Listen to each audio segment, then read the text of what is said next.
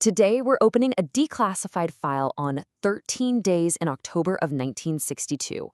We're talking about the moments the world literally almost ended. And this isn't going to be your typical history lesson. It's a look at how humanity stared right into the abyss and somehow managed to step back. I want you to focus on this one date, October 27th, 1962.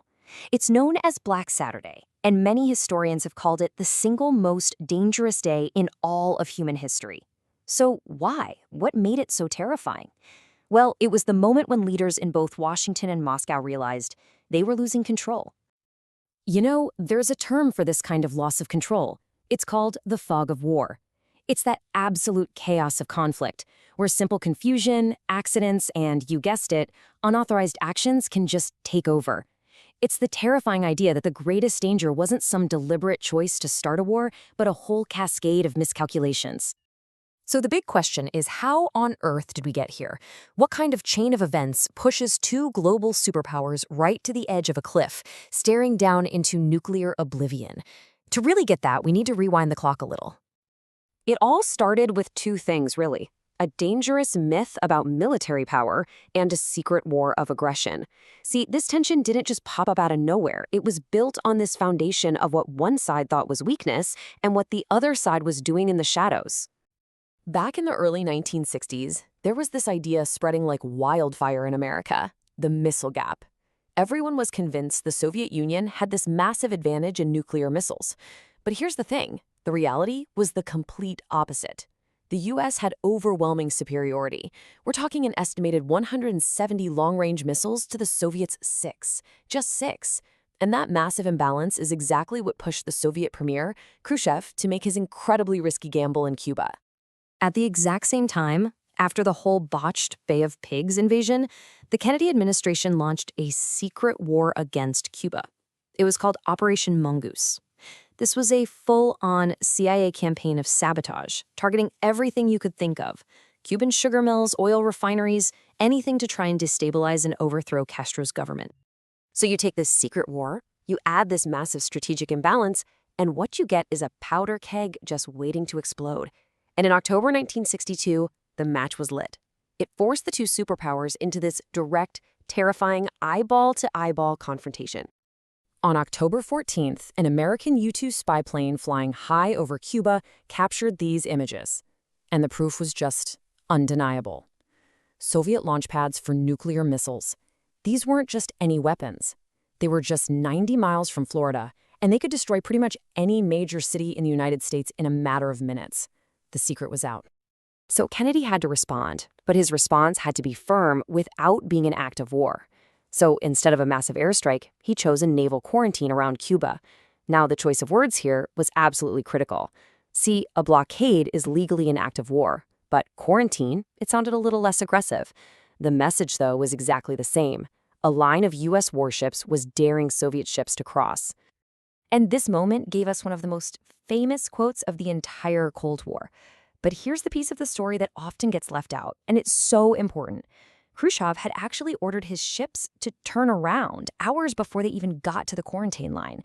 The leaders were completely out of sync, which just added to this incredibly dangerous confusion. And that confusion? Well, it was a really dangerous sign of what was to come. And it brings us right back to Black Saturday, the day this carefully managed crisis finally completely spun out of control, and the fog of war took over. Okay, incident number 1. Far, far away from Cuba, a U-2 pilot named Chuck Maltzby gets completely lost over the Arctic. And the reason? The Aurora Borealis, the Northern Lights, totally scrambled his navigation equipment. He accidentally flies deep into Soviet airspace, and Soviet fighter jets scramble to intercept him. In response, American fighters armed with nuclear-tipped missiles take off to protect him. I mean, think about that. A simple compass error nearly started World War III. All right, incident 2. Back in Cuba, another U-2 spy plane gets shot down, killing the pilot Major Rudolph Anderson. The generals in the Pentagon immediately demanded a retaliatory strike. But here's the absolutely terrifying part: Khrushchev never gave the order to fire. Local Soviet commanders in Cuba made that decision entirely on their own. The chain of command was literally breaking down. But the most dangerous moment of all, the one that brought us mere seconds from doomsday, happened in complete secret, totally hidden from the world, deep beneath the waves of the Caribbean. This is Vasily Arkhipov. This is the man who probably saved your life, and you've likely never heard his name. He was an officer on a Soviet submarine, the B-59, which was being hunted by U.S. warships. They were dropping these non-lethal depth charges to try and force the sub to surface. But down below, they were trapped with no communication, the air conditioning was failing, and the sub's captain was convinced that war had already started. He ordered the launch of their nuclear torpedo. Now, the launch required unanimous consent from 3 officers. 2 of them said yes, but Arkhipov said no. His single vote, his refusal to agree, stopped an act that would have triggered an irreversible global nuclear holocaust. That moment, deep under the waves, that was the real tipping point.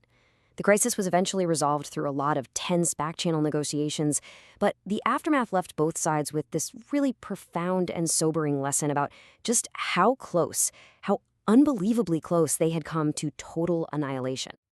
The good news is the sheer terror of this crisis actually forced some real change. In 1963, the Washington-Moscow hotline, the famous red phone, was set up to make sure they could always communicate directly. And this eventually led to decades of negotiations and treaties, like SALT I, all designed to control the nuclear arms race and stop another miscalculation like this from ever happening again. But was our survival really the result of brilliant leadership? Years later, the Secretary of Defense at the time, Robert McNamara, he offered this chilling thought. He came to believe that what saved the world wasn't skilled crisis management at all. It was, in his words, plain dumb luck.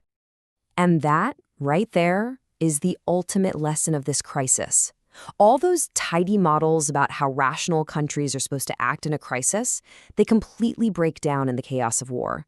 In those moments, the judgment of a single individual, a person like Vasily Arkhipov, can matter more than all the grand policies of governments combined.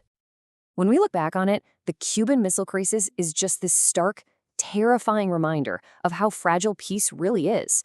It's the story of how all of humanity stood on a razor's edge, literally inches away from total global annihilation.